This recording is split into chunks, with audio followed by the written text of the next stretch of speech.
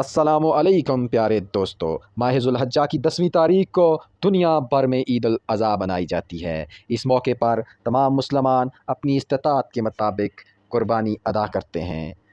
عید الاضحیٰ کے معنی یہ عربی زبان کا لفظ ہے، اس سے مراد قربانی ہے۔ اس کا مطلب ہے قربانی کی عید۔ عیدیں سال میں دو ہیں، عید الفطر اور عید الاضحیٰ۔ عید الاضحیٰ ماہ ذی الحجہ کی 10ویں تاریخ کو منائی جاتی ہے۔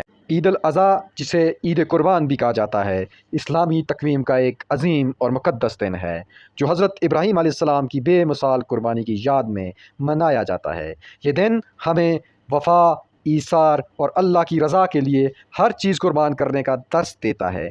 مسلمان دنیا بھر میں سنت ابراہیمی کی پیروی کرتے ہوئے جانور قربان کرتے ہیں اور اس کا گوشت غریبوں، رشتہ داروں اور اپنے گھر والوں میں تقسیم کرتے ہیں۔ عید الاضحیٰ نہ صرف عبادت کا موقع ہے بلکہ محبت، ہمدردی اور یکجہتی کا پیغام بھی ہے جو دلوں کو جوڑتا ہے اور روح کو تسکین دیتا ہے۔